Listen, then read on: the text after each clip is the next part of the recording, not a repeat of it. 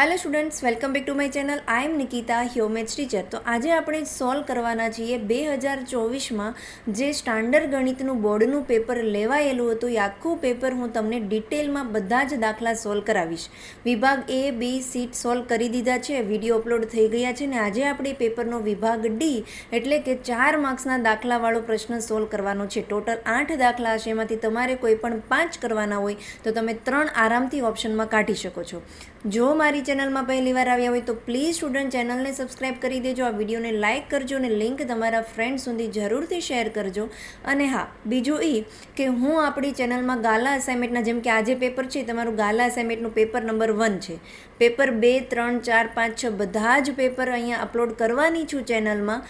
કદાચ હું થંબનેલમાં કે અથવા તો ટાઇટલમાં નામ નહીં આપું ગાલા અસાઇનમેન્ટનું ડ્યુ ટુ કોપીરાઇટ ઇશ્યુ, પરંતુ તમને અંદર વિડીયોમાં સોલ્યુશન એનું જ જોવા મળશે. તો એના માટે ખાસ નોટિફિકેશન બટન ઓન કરી દેજો, તો તમને મારા જે વિડીયો અપલોડ કરું ત્યારે નોટિફિકેશન મળે અને તમે ત્યાં સોલ્યુશન જોઈ શકો છો. તો આવો આપણે શરૂઆત કરીએ વિભાગ ડી સોલ્વ કરવાની, જેમાં તમને પૂછવામાં આવ્યું છે 2 અંકોની સંખ્યાના અંકોનો સરવાળો 9 છે. વળી સંખ્યાના 9 ગણા કરતાં મળતી સંખ્યા એ અંકોની અદલાબદલી કરતાં મળતી સંખ્યા કરતાં 2 ગણી છે, તો તે સંખ્યા શોધો. આ દાખલો તમે ચેપ્ટર નંબર 3 એટલે કે એક સમીકરણથી કરી શકો છો, અથવા તો ચેપ્ટર નંબર 4થી દ્વિચલ-સુરેખ સમીકરણથી પણ કરી શકો છો, પરંતુ હું તમને ચેપ્ટર નંબર 3 પ્રમાણે કરાવું. તો આવો આપણે સોલ્યુશનની શરૂઆત કરીએ.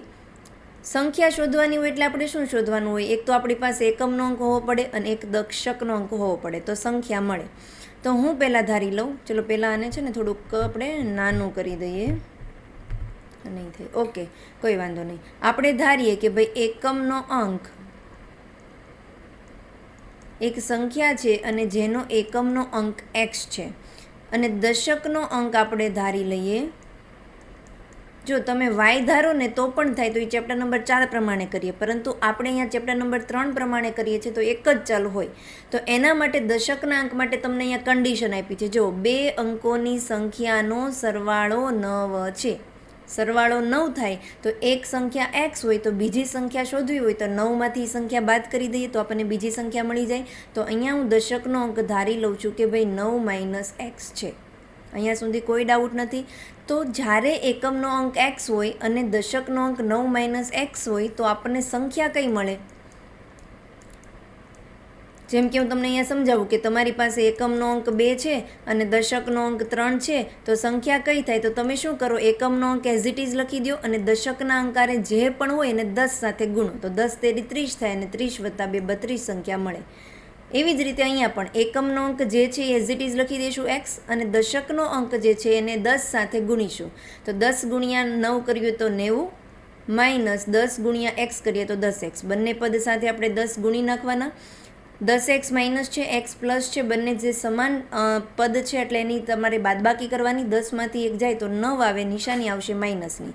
તો અહીંયા આપણને સંખ્યા મળી ગઈ 90 - x. અહીંયા સુધી ક્લિયર છે? આ આપણી સંખ્યા છે.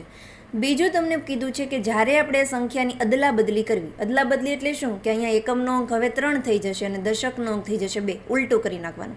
તો સેમ આપણે અહીંયા દાખલા તરફ કરીએ કે સંખ્યાની જ્યારે અદલા બદલી કરીશું ત્યારે એકમનો અંક જે છે એ હશે 9 - x, અને દશકનો અંક જે છે એ તમારો થઈ જશે x.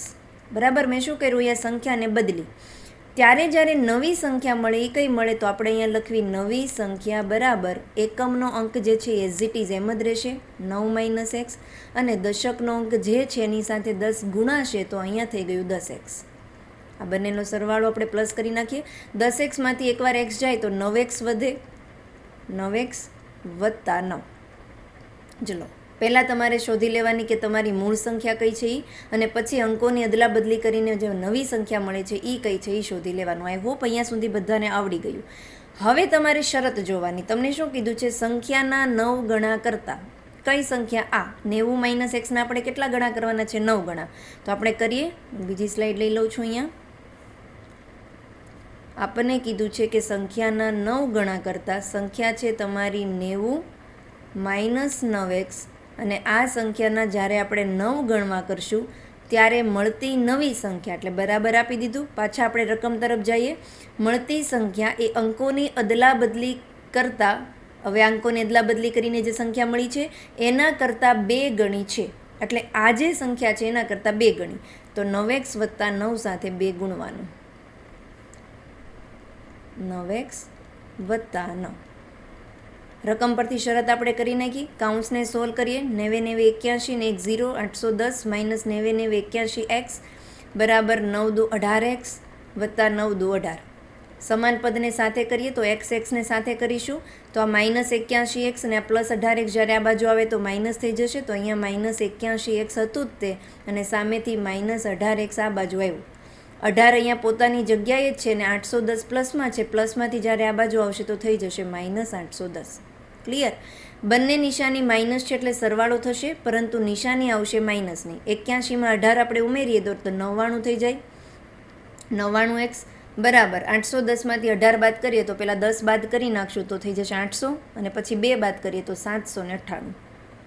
તમારું આવશે 8 બાદ કરવાના ને, પહેલાં 800માંથી 10 બાદ કરીશું તો થઈ ગયું 810માંથી 10 બાદ કરીએ તો 800, અને ફરી 8 બાદ કરીએ તો 792. પરંતુ કેવા 792? માઇનસ 792. ડાબી બાજુ માઇનસ છે, જમણી બાજુ માઇનસ છે, ઉડાડી દીધું. આપણે એક્સને કરતાં બનાવીએ તો 792 એઝ ઇટ ઇઝ રહેશે, અને 99 જશે છેદમાં. એક્સની સાથે 99 ગુણાકારમાં છે, 99 ગુણ્યા 8 792 થાય, એટલે ડાયરેક્ટ અહીંયા મળી ગયું એક્સ બરાબર 8. એક્સની કિંમત મળી ગઈ, એકમનો અંક જે આપણે ધારેલો હતો એ કિંમત મળી ગઈ. જો આપણે શું ધાર્યું હતું, એકમનો અંક એક્સ છે અને દશકનો અંક 9 માઇનસ એક્સ છે. કાં તો તમે અહીંયા મૂકો કિંમત, અથવા તો ડાયરેક્ટ જે મૂળ સંખ્યા આપણને અહીંયા કીધું છે સંખ્યા શોધો, એટલે કે મૂળ સંખ્યા શોધવાની છે. મૂળ સંખ્યા કઈ છે? 90 માઇનસ 9x. તો અહીંયા આપણે લખીએ મૂળ સંખ્યા બરાબર 90 માઇનસ 9x. જ્યાં એક્સ દેખાય છે એને આપણે 8 મૂકીશું, તો અહીંયા મૂકીએ 90 માઇનસ 9 ગુણ્યા 8. 9 8 72 થાય, તો 90 માઇનસ 72, અને જ્યારે 90માંથી 72 બાદ કરીએ તો અહીંયા તમારું આવશે 18. આ તમારો આન્સર. જુઓ આગળ શરત શું કીધી હતી કે બે સંખ્યાનો સરવાળો 9 થાય. જવાબ જુઓ, બંને સંખ્યા આવી, એકમનો અંક અને દશકનો અંક સરવાળો કરો તો 8 વત્તા 1 9 થઈ ગયું. એટલે તમને ખબર પડી જાય કે તમારો દાખલાના સ્ટેપ બધા સાચા છે. નીચે લખી નાખવાનું, આ મૂળ સંખ્યા 18 થાય. ક્લિયર? ચલો નેક્સ્ટ એક્ઝામ્પલ, જેમાં આપણને કીધું છે કે એક ટ્રેન 480 કિલોમીટરનું અંતર અચળ ઝડપથી કાપે છે. જો ઝડપ 8 કિલોમીટર પ્રતિ કલાક ઓછી હોય તો આટલું જ અંતર કાપતા તેને 3 કલાક વધુ લાગે છે, તો ટ્રેનની ઝડપ શોધો. સૌથી પહેલાં તો જે આપણે શોધવાનું છે એને આપણે ધારી લઈએ. ધારો કે ટ્રેનની ઝડપ x કિલોમીટર પ્રતિ કલાક છે, એટલે કે x કિલોમીટર પ્રતિ આર છે. થઈ ગયું? હવે જો કેટલું અંતર છે, 480 કિલોમીટર. તો ઝડપમાં ચેન્જ થાય છે પરંતુ અંતરમાં ચેન્જ નહીં થાય, સેમ જ અંતર કાપવાનું છે. તો આપણે અહીંયા લખી લઈએ કે આપણને રકમમાં અંતર આપી દીધું છે 480 કિલોમીટર. જ્યારે તમારી ઝડપને જ્યારે આપણે વધારે કરીએ તો ઓછા સમયમાં પહોંચી જઈએ, અને જો ઝડપ ઓછી કરીએ તો સેમ અંતર કાપતા આપણને વધારે સમય લાગે. તો પહેલું આપણને કીધું છે કે 480 કિલોમીટરનું અંતર અચળ ઝડપથી કાપે છે. કઈ ઝડપથી? x કિલોમીટર પ્રતિ કલાકથી. તો t1 એટલે કે સમય કેટલો લાગે? સમયનું સૂત્ર છે અંતરના છેદમાં ઝડપ. અંતર છે 480 અને છેદમાં સમય છે x. કિલોમીટર તો તમારું ઉડી જશે, એટલે અહીંયા જે યુનિટ વચ્ચે કયો વચ્ચે? અવર, એટલે કે કલાક. ચલો આ t1 મળી ગયું. હવે તમને શું કીધું છે કે જો ઝડપ 8 કિલોમીટર પ્રતિ કલાક ઓછી હોય, એટલે પહેલાં ઝડપ x હતી, હવે ઝડપ કેટલી થઈ જશે? ઓછી કીધી છે, એટલે xમાંથી 8 બાદ કરી નાખવાનું, x માઇનસ 8 કિલોમીટર પ્રતિ અવર. ત્યારે સમય કેટલો લાગશે? અને આપણે t2 દઈ દઈએ તો ત્યારે સમય લાગશે 480 અંતર છેદમાં ઝડપ x માઇનસ 8 અવર. આટલું ક્લિયર છે?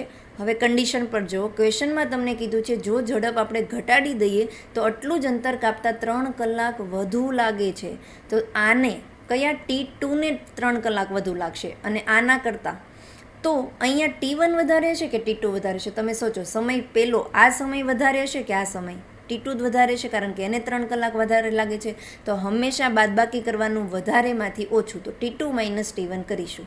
તો અહીંયા આવી ગયું t2 માઇનસ t1 કરીએ તો આવશે 3. ઘણાને આ નથી ખબર કે t2 માઇનસ t1 કરવાનું કે t1 માઇનસ t2. તો હંમેશા યાદ રાખવાનું, વધારે હોય ને એમાંથી ઓછું બાદ કરવાનું. ઓકે, ઘણી વખત અહીંયા તમને ઝડપ ઓછીની બદલે વધુ આપી હોય તો T1 માઇનસ T2 આવે. T2ની કિંમત છે આપણી પાસે 480 છેદમાં x માઇનસ 8 માઇનસ T1ની કિંમત છે 480 ના છેદમાં x બરાબર બંને સમય વચ્ચેનો તફાવત છે 3. હું આ બંનેમાંથી 480ને સામાન્ય કાઢી નાખું તો અહીંયા મારું થઈ જશે 480 સામાન્ય નીકળી ગયું. કાઉન્સ આપી દઈએ. અહીંયા આવ્યું 1 ના છેદમાં x માઇનસ 8 માઇનસ 1 ના છેદમાં x, કારણ કે 480 તો મેં સામાન્ય કાઢી નાખ્યું છે, બરાબર 3. નેક્સ્ટ સ્ટેપ કરીએ આપણે. નવી સ્લાઇડ જ લઈ લો એટલે આઈડિયા આવી જાય. આપણે અહીંયા સુધી કર્યું 480 સામાન્ય કાઢ્યું હતું. અહીંયા કાઉન્સમાં વધ્યું 1 ના છેદમાં x માઇનસ 8 માઇનસ અહીંયા આવે છે 1 ના છેદમાં x બરાબર 3. ક્લિયર? આ કાઉન્સને સોલ્વ કરવા માટે આપણે લસ્સા લેવો પડશે. તો અહીંયા 480 હું એઝ ઇટ ઇઝ રહેવા દઉં. લસ્સા લેશું આપણે તો લસ્સા આવશે x ગુણ્યા x માઇનસ 8. ક્રોસ ગુણાકાર કરીએ તો અહીંયા આવશે x.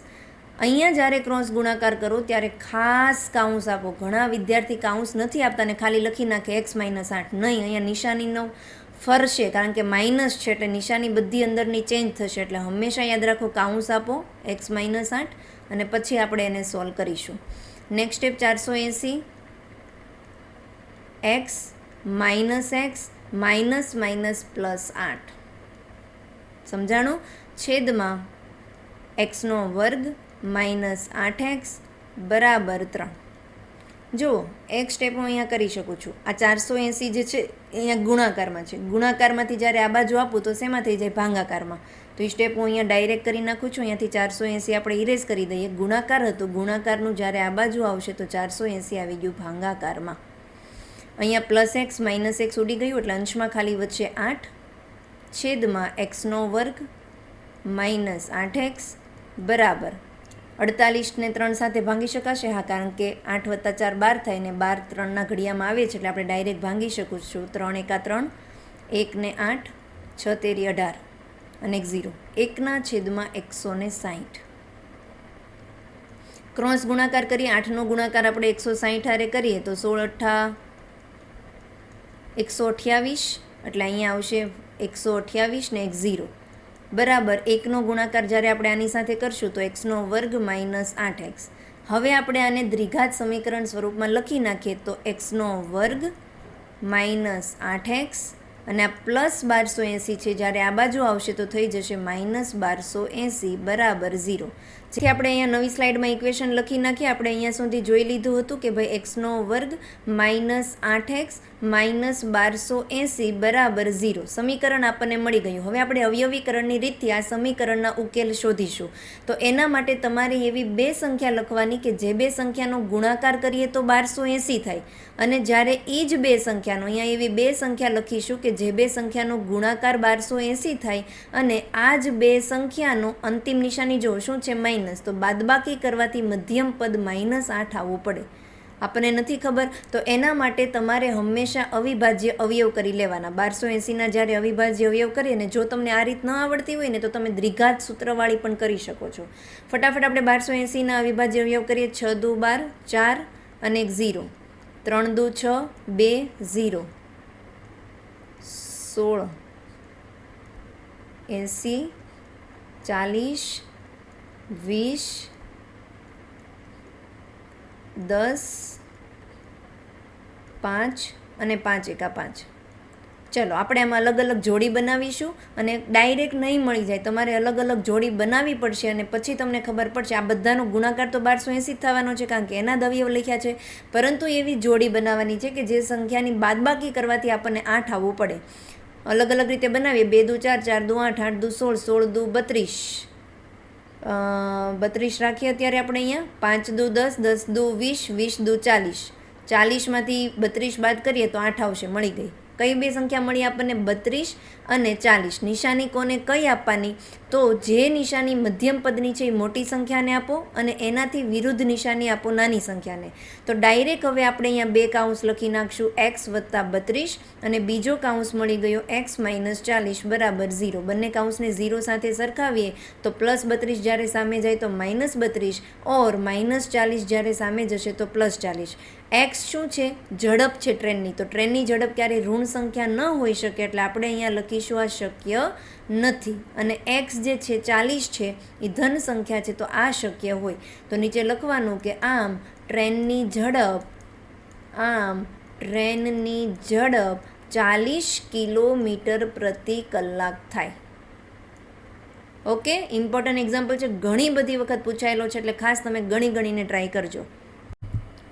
49માં પૂછવામાં આવ્યું છે સમપ્રમાણતાનું મૂળભૂત પ્રમેય લખો ને સાબિત કરો. 4 માર્ક્સ છે, આને તો ઓપ્શનમાં કઢાય જ નહીં. વ્યવસ્થિત 4 માર્ક્સનો પ્રમેય પૂછાય છે. મેં એક આ વિડીયો અપલોડ કરેલો હતો જેમાં પ્રમેય ડિટેલમાં શીખવાડેલો છે. અત્યાર સુધીમાં 1,12,000 કરતાં વિદ્યાર્થીએ જોઈ લીધો છે. તો ખાસ તમે આ વિડીયો જોજો. અત્યારે ઉપર તમને લિંક દેખાઈ રહી છે, ત્યાં તમે ક્લિક કરી શકો છો અને આખો વિડીયોમાં પ્રમેય ડિટેલમાં શીખી લેજો. બરાબર.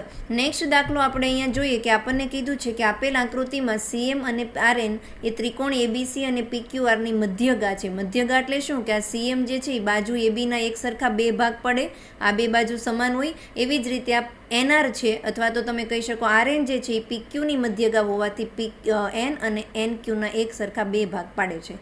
તો ABC અને PQR તમને અહીં આપી દીધું છે કે આ બંને ત્રિકોણ એકરૂપ ત્રિકોણ છે. તો સાબિત કરો કે એવી રીતે 3 કન્ડિશન આપેલી છે. રાઇડલનો દાખલો છે, ધ્યાનથી સમજો, ઇઝી જ છે. તમને શું કીધું છે કે આ ABC અને PQR એકરૂપ ત્રિકોણ છે. આપણને ખબર છે કે જ્યારે 2 ત્રિકોણ એકરૂપ હોય ત્યારે એના માટેની શરત કઈ છે કે AB ના છેદમાં PQ બાજુઓ સમપ્રમાણમાં હોય. તો એ બંને ત્રિકોણની બધી બાજુ સમપ્રમાણમાં હોય, તો આપણે લખીશું કે AB ના છેદમાં PQ બરાબર BC ના છેદમાં QR બરાબર AC ના છેદમાં PR.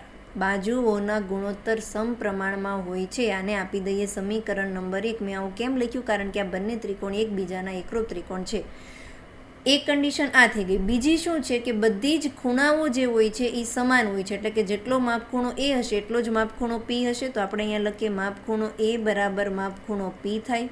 બીજું, જેટલો માપખૂણો B હોય એટલો માપખૂણો Q હશે, અને માપખૂણા C નું માપ હશે માપખૂણા R જેટલો. આને આપી દઈએ સમીકરણ નંબર 2.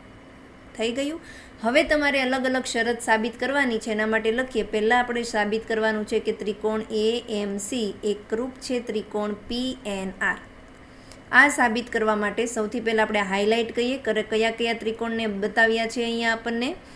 તો એના માટે AMC આ ઉપરનો દેખાઈ રહ્યો છે AMC, અને બીજો ત્રિકોણ આપણે લેવાનો છે PNR, એટલે આ બંને ત્રિકોણને એકરૂપ બતાવવાના છે. કોઈ પણ શરતનો આપણે ઉપયોગ કરી શકીએ છીએ.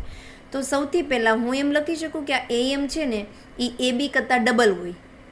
બરાબર. તો AB નું માપ મને અહીંયા ખબર પડી ગઈ કે ભાઈ AB બરાબર કેટલું હશે?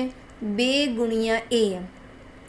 સેમ એવી જ રીતે અહીંયા PN નું માપ ડબલ હશે. કોના કરતાં? PQ કરતાં. તો આપણે આવી રીતે લખી શકીએ કે PQ બરાબર 2 ગુણ્યા PN. ક્લિયર? હવે શરત 1 જુઓ, જેમાં AB ના છેદમાં PQ, તો આપણે AB ની જગ્યાએ શું લખીશું? 2 AM. તો અહીંયા લખીએ AB ની જગ્યાએ 2 AM છેદમાં PQ દેખાય છે ત્યાં આપણે લખીશું 2 ગુણ્યા PN.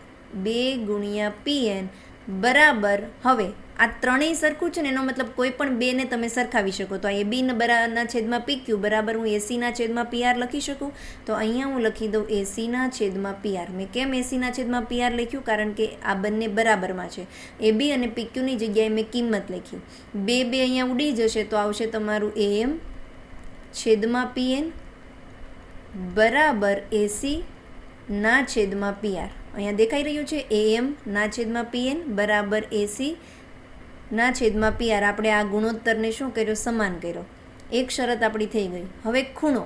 તો તમે આ બંને ત્રિકોણમાં જોઈ શકો છો કે જેટલો ખૂણો A નું માપ હશે એટલું જ ખૂણો P નું માપ હશે. આવું આપણને કોણ કહે છે? શરત, મતલબ કે સમીકરણ 2. તમે જો આ એક લખ્યું ને, અહીંયા લખી નાખવાનું. ક્યાંથી લખ્યું? સમીકરણ 1 પરથી. બરાબર. એવી જ રીતે માપખૂણો A અને માપખૂણો P સમાન છે, આપણને સમીકરણ 2 કહે છે. તો આપણે અહીંયા લખી નાખીએ માપખૂણો MAC જેટલો હશે એટલો જ માપખૂણો NPR હશે. આપણને ખબર પડી આવું સમીકરણ 2 પરથી. તો અહીંયા બાખુબા શરત પ્રમાણે આ બંને ત્રિકોણ એકબીજાના એકરૂપ થાય છે એ સાબિત થઈ ગયું. તો આપણે અહીંયા લખીશું ત્રિકોણ AMC એકરૂપ છે ત્રિકોણ PNR. એક મિનિટ.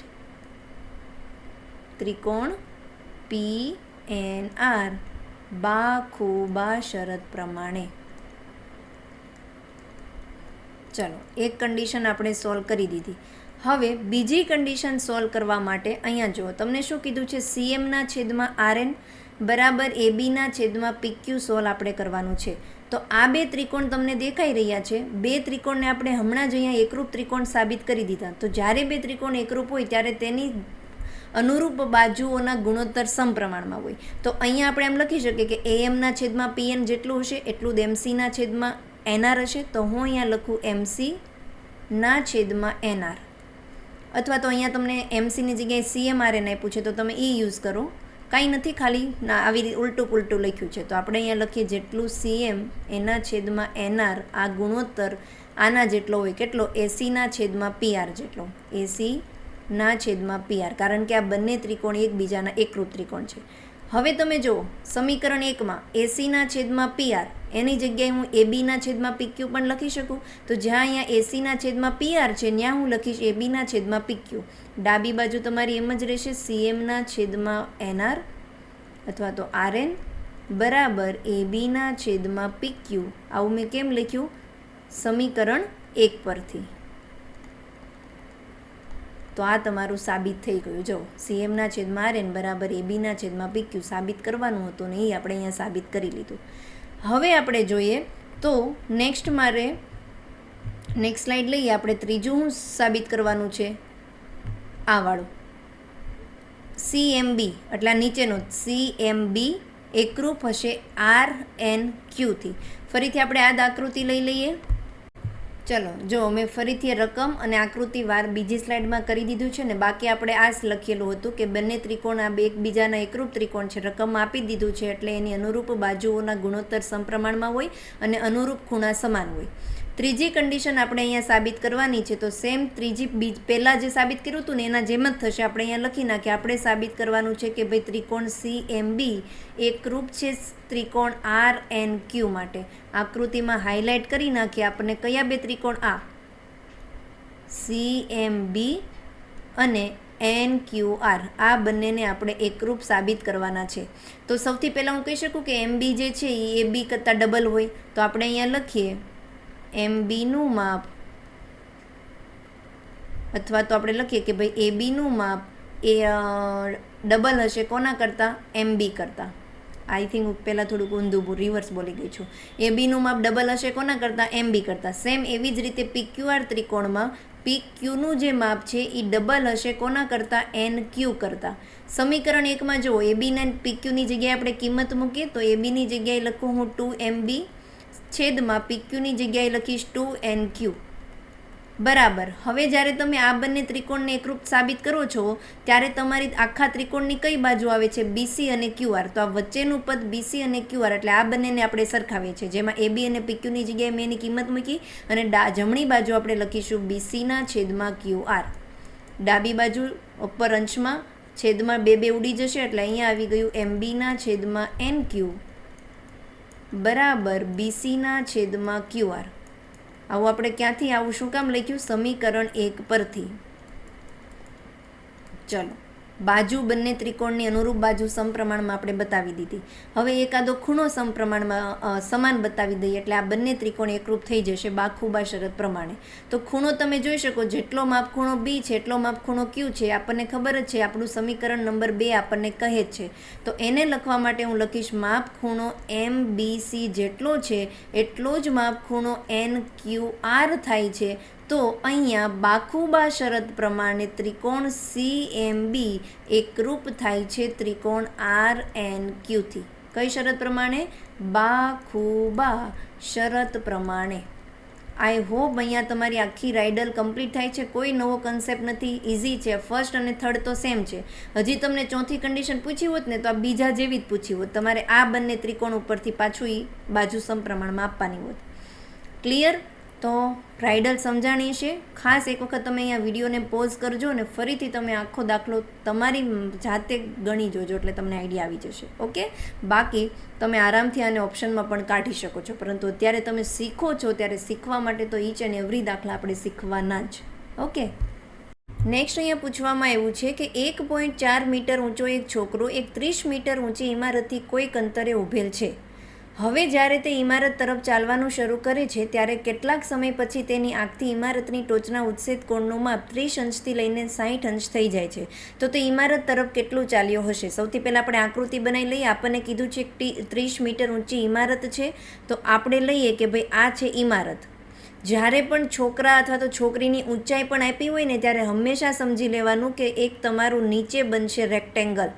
આ જે રેક્ટેંગલ છે એ શું બતાવે છે? છોકરાની ઊંચાઈ. તો આ છોકરો છે, છોકરાની ઊંચાઈ છે 1.5 મીટર અને આ તમારી ઇમારત છે. ઇમારતની અહીંયાથી લઈને અહીંયા સુધીની તળિયાની ઊંચાઈ આપી દીધી છે 30 મીટર. ઓકે, છોકરો જ્યારે અહીંયા ઊભો હતો ત્યારે ટાવરની ટોચનો ઉત્સેદ કોણ હતો? 30 અંશ. હવે ટાવર તરફ ચાલવાનું ચાલુ કરે છે. ચાલતો ચાલતો અહીંયા પહોંચી ગયો ત્યારે જ્યારે ટાવર તરફ જોવે છે તો જેમ જેમ નજીક આવે એમ ઉત્સેદ કોણનું માપ તમારું કેવું થાય? ઘટતું જાય. સ્ટ્રેટ લાઇન બનાવવાની છે. તો હવે થઈ ગયું 60 અંશનો ખૂણો.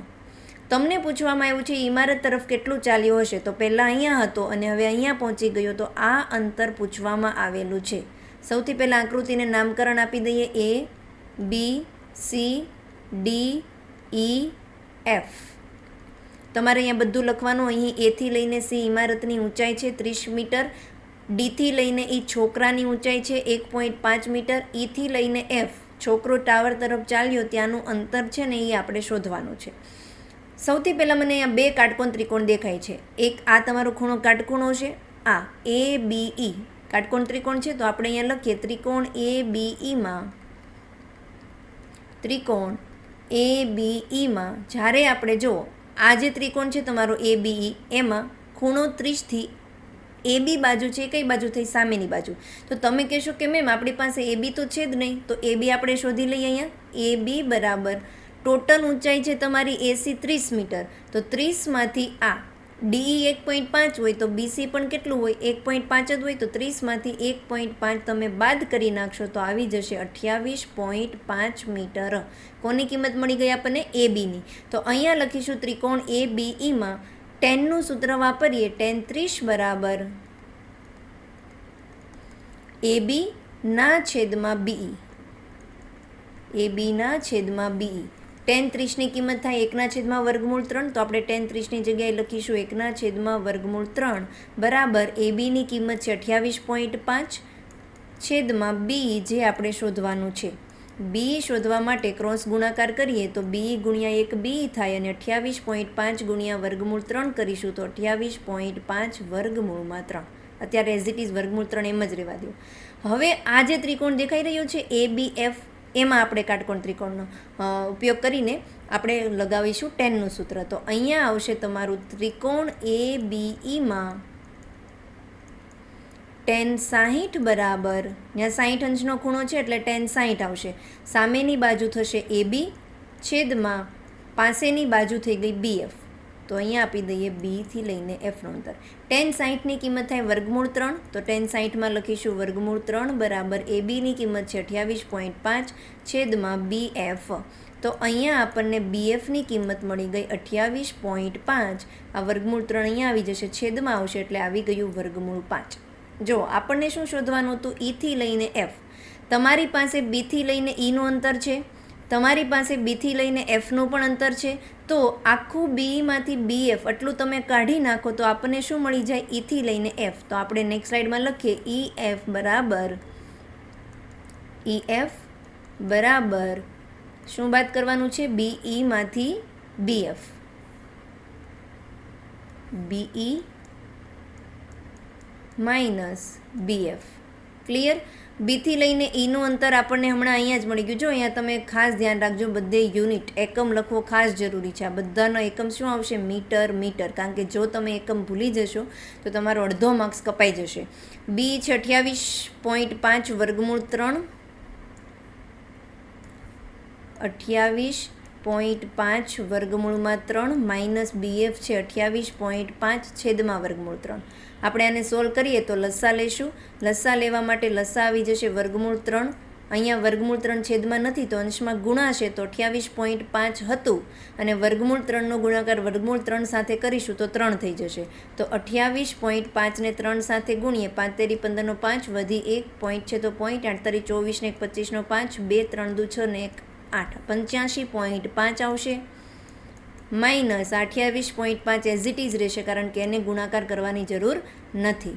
હવે 85.5માંથી જ્યારે 28.5 બાદ કરીશું તો 0.5 તો ઉડી જ ગયું અને 85માંથી 28 જાય તો 57 છેદમાં શું આવ્યું વર્ગમૂળ 3. ઘણા વિદ્યાર્થી અહીંયા દાખલો પૂરો કરી દે છે. ક્યારેય છેદમાં ઋણવાળી સંખ્યા ન હોવી પડે એના માટે હંમેશા તમારે કરણી લઈને સોલ્વ કરવાનું. જો તમે ઋણવાળી સંખ્યા છેદમાં છોડી દેશો તો કદાચ તમારા ચાન્સ છે કે માર્ક્સ કપાઈ શકે. તો વર્ગમૂળ છેદમાં હટાવવું હોય તો આપણે વર્ગમૂળ 3 અંશમાં પણ ગુણી નાખવાનું, વર્ગમૂળ 3 છેદમાં પણ ગુણી નાખવાનું. તો અહીંયા થઈ જશે 57 વર્ગમૂળ 3 છેદમાં વર્ગમૂળ 3 ગુણ્યા વર્ગમૂળ 3 3 19 તેરી 57 થાય તો જવાબ આવી ગયો 19 વર્ગમૂળ 3 મીટર. શું? ઈથી લઈને એફનું અંતર. અહીંયા તમે એક સ્ટેપ એ પણ કરી શકો છો. વર્ગમૂળ 3ની કિંમત 1.73 થાય તો 19નો ગુણાકાર 1.73 સાથે કરીને જે આન્સર આવે એ પણ લખી શકો છો. નીચે લખવાનું કે આમ ઇમારત તરફ કેટલું ચાલ્યો છે તો આમ છોકરો ઇમારત તરફ 19 વર્ગમૂળ 3 મીટર ચાલ્યો હશે. એકમ ખાસ લખવો જરૂરી છે. ઓકે, ચાલો નેક્સ્ટ જોઈએ. 52માં દાખલામાં પૂછવામાં આવ્યું છે કે 7 સેન્ટીમીટર બાજુના માપવાળા સમઘનની ઉપર અર્ધગોલક મૂકેલો છે. અર્ધગોલકનો મહત્તમ વ્યાસ શું હોઈ શકે અને આ રીતે બનેલા પદાર્થનું કુલ પૃષ્ઠફળ શોધો. મેં અહીંયા એક સમઘન લઈ લીધું છે. એઝ ઇટ ઇઝ આ જ સમઘનની ઉપર એક શું મૂકવામાં આવ્યું છે અર્ધગોલક. તો આપણે આવી રીતે દોરી શકીએ કે ભાઈ એક તમારું સમઘન છે આ સમઘન અને આની જ ઉપર અર્ધગોલક મૂકેલું હોય તો એક્ઝેક્ટ આની બાજુ સાથે તમારું શું થઈ જાય એનું તળિયું ફિક્સ થઈ જાય અને અહીંયાથી આવી રીતે આ સમઘન હોય. સમઘનની ઉપર શું હોય અર્ધગોલક. તો તમને પહેલું પૂછવામાં આવ્યું છે કે અર્ધગોલનો મહત્તમ વ્યાસ શું હોઈ શકે. તો આજે આ તમને દેખાય છે સમઘન એની બાજુ જે હોય એ તમારો અર્ધગોલકનો શું હોય વ્યાસ હોય. તો બાજુ કેટલી છે 7 સેન્ટીમીટર છે. તો તમને અહીંયા અર્ધગોલકનો મહત્તમ વ્યાસ મળી ગયો. આપણે લખીએ અર્ધગોલકનો મહત્તમ વ્યાસ હોય 7 સેન્ટીમીટર. અહીંયા આપણે આવશે અર્ધગોલકનો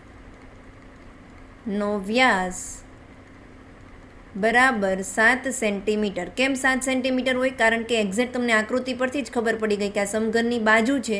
સમઘનની બાજુ જેટલી હોય એક્ઝેક્ટ એની જ ઉપર અર્ધગોલક ફિક્સ થયેલો છે એટલે એનો એ વ્યાસ હોય.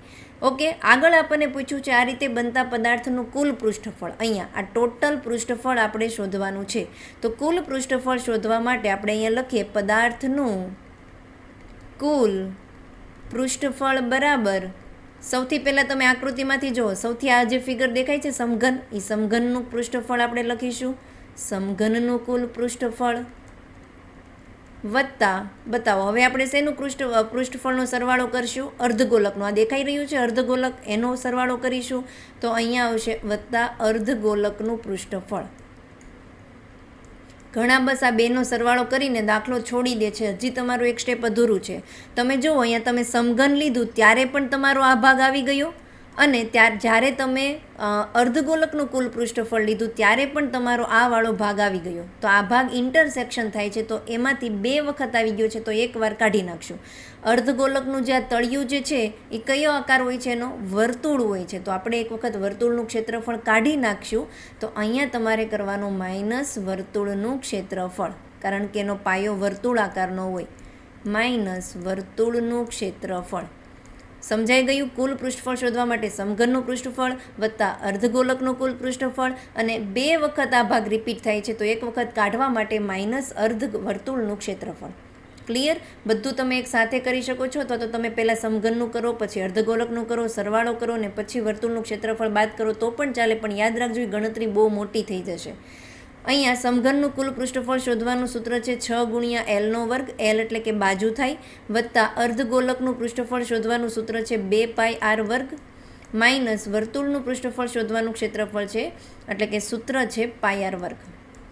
અહીંયા પણ પાયાર વર્ગ છે, અહીંયા પણ પાયાર વર્ગ છે, બંને સમાન ટર્મ છે, તો પ્લસ 2માંથી એક વખત જશે એટલે 1 વધશે. તો નેક્સ્ટ સ્ટેપ હું આમ લખી શકું 6Lનો વર્ગ વત્તા પાયાર વર્ગ, કારણ કે 2માંથી 1 બાદ થઈ ગયું. બધી જ કિંમત મૂકે તો 6 ગુણ્યા L છે એટલે કે બાજુ આપી દીધી છે 7, 7નો વર્ગ વત્તા પાઈની કિંમત લઈશું આપણે 22/7 ગુણ્યા R. ત્રિજ્યા શું છે? વ્યાસ જો 7 હોય તો ત્રિજ્યા હોય 7/2 ગુણ્યા 7/2. 2 વખત છે એટલે આપણે લખી નાખ્યું. જેટલા છેદ ઉડતા હોય એટલા ઉડાડી દઈએ. અહીંયા 7 ઉડી જશે, અહીંયા 11 2 22 થશે. નથી ઉડતા, છોડો, હવે રહેવા દો એઝ ઇટ ઇઝ. 6 ગુણ્યા 7નો વર્ગ થશે 49 વત્તા 11 7 77 છેદમાં 2. નેક્સ્ટ સ્લાઇડ આપણે લઈ લઈએ. 49 ગુણ્યા 6 કરીએ. 49 હતું અને એને ગુણાકાર આપણે 6 સાથે કરવાનો છે. 294 આવશે. તો અહીંયા આપણે શું શોધી રહ્યા છીએ? સમઘનનું કુલ પદાર્થનું કુલ પૃષ્ઠફળ બરાબર 294 વત્તા 77/2 હતું. જુઓ તમે, શું હતું? 77/2. તો આપણે ભાગાકાર કરીને લખી નાખીએ. 77/2 3 દુ 6, 1 7 8 દુ 16, 1 ને 5 0.5 એટલે 38.5 આવશે.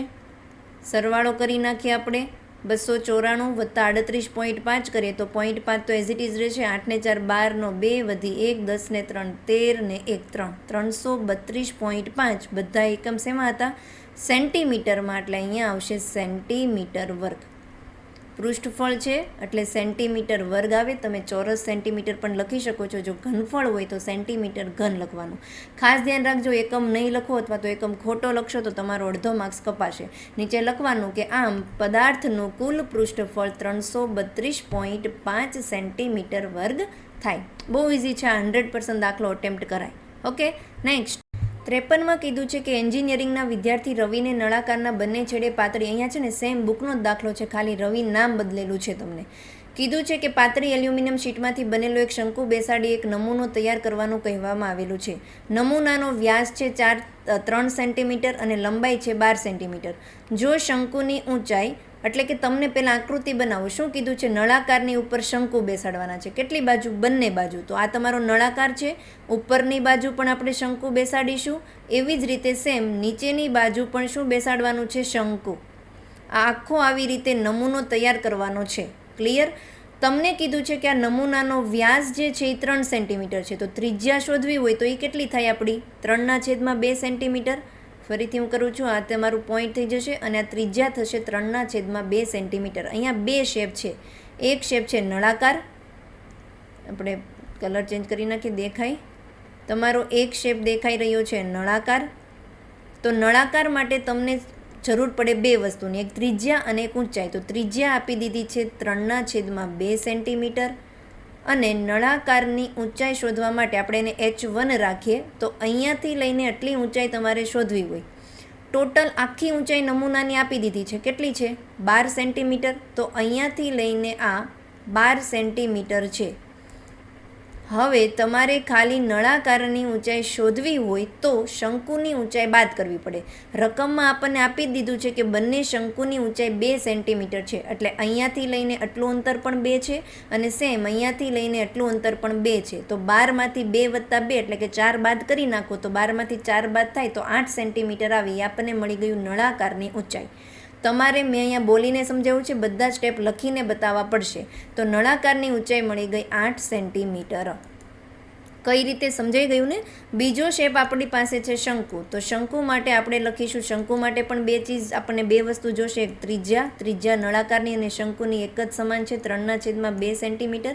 અને શંકુ માટે ઊંચાઈ જોશે, જેને હું h2 તરીકે અત્યારે રિપ્રેઝેન્ટ કરું.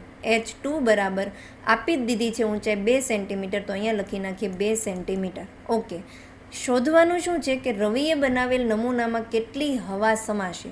કેટલી હવા સમાશે એ તમારે શોધવાનું. એટલે હંમેશા યાદ રાખજો, ઘનફળ શોધવાનું છે તમારે.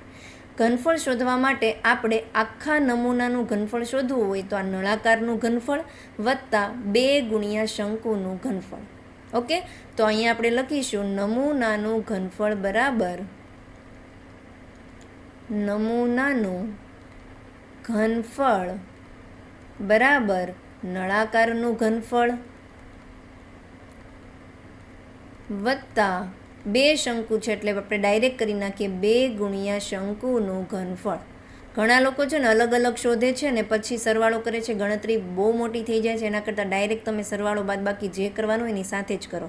નળાકારનું ઘનફળનું સૂત્ર થાય પાય r વર્ગ h વત્તા 2 ગુણ્યા શંકુના ઘનફળનું સૂત્ર થાય 1/3 પાય r વર્ગ h. અહીંયા નળાકાર માટે આપણે h1 લીધું હતું અને શંકુ માટે h2 લીધું હતું એટલે લખી દો.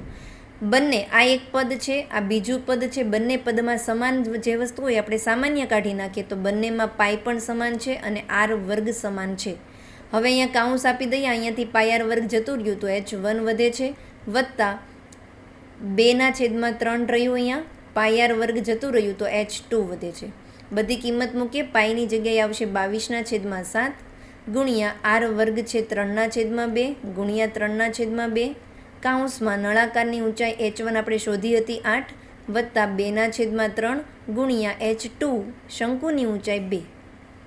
સોલ્યુશન કરીએ, અહીંયા 11 દુ 22 થઈ જશે, 11 તેરી 33 ને 33 તેરી 99 છેદમાં 7 ગુણ્યા 2 14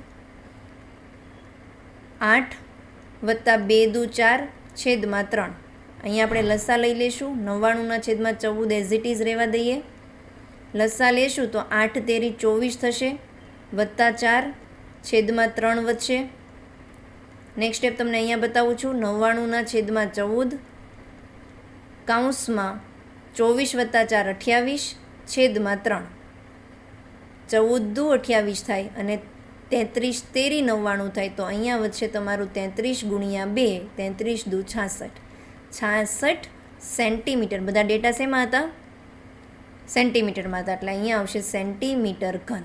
એકમ લખવો ખાસ જરૂરી છે. નીચે લખી નાખવાનું કે આમ રવિએ બનાવેલ નમૂનામાં 66 સેન્ટીમીટર ઘન હવા સમાશે. બહુ ઇઝી દાખલો છે, આ દાખલો અટેમ્પ્ટ કરાય, તમે જોઈ શકો છો. કેલ્ક્યુલેશન પણ ઇઝી છે, બસ તમને આકૃતિ એક સમજતા આવડવી પડે. ઓકે, નેક્સ્ટ દાખલો અને આ પેપરનો છેલ્લો દાખલો. તમને કીધું છે જો નીચે આપેલ આવૃત્તિ વિતરણનો મધ્યસ્થ 28.5 હોય તો x અને yના મૂલ્ય શોધો. બેઠો તમારો બુકનો દાખલો છે, સ્વાધ્યાય 13.3નો દાખલા નંબર 2 એઝ ઇટ ઇઝ છે. તો હું અહીંયા અત્યારે આખો દાખલો નથી સમજાવતી, તમને ઉપર લિંક આપી દઉં છું. અત્યારે જ તમારી ઉપર લિંક તમને વિડીયોમાં દેખાઈ રહી છે, લિંક ઉપર ક્લિક કરો એટલે ડાયરેક્ટ તમે રીડાયરેક્ટ થઈ જાજો એ જ એક્ઝામ્પલમાં, કારણ કે મેં વિડીયોમાં બહુ ડિટેલમાં શીખવાડ્યું છે અને આ દાખલો મોસ્ટ ઇમ્પોર્ટન્ટ છે. ફ્રિકવન્ટલી વારા ઘડીએ સેમ ટુ સેમ રકમ પણ ચેન્જ કર્યા વગર પૂછાય છે. એટલે હું અહીંયા લિંક આપી દઉં છું તમને ઉપર, અથવા તો ડિસ્ક્રિપ્શનમાં પણ આપું છું. તમે ડાયરેક્ટ અત્યારે જ એ લિંક ઉપર ક્લિક કરો ને ડાયરેક્ટ એ વિડીયો જોઈ લો તો તમને વધારે આઈડિયા આવી જશે. અહીંયા ચેપ્ટર મતલબ કે અહીંયા આખું પેપર વ્યવસ્થિત મેં કમ્પ્લીટ કરાવી દીધું છે. આઈ હોપ બધાને સમજાણું હશે.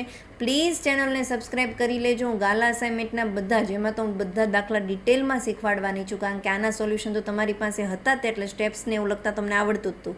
બરાબર, તો આપણે મળીશું ગાલા અસાઇનમેન્ટ સોલ્યુશનમાં.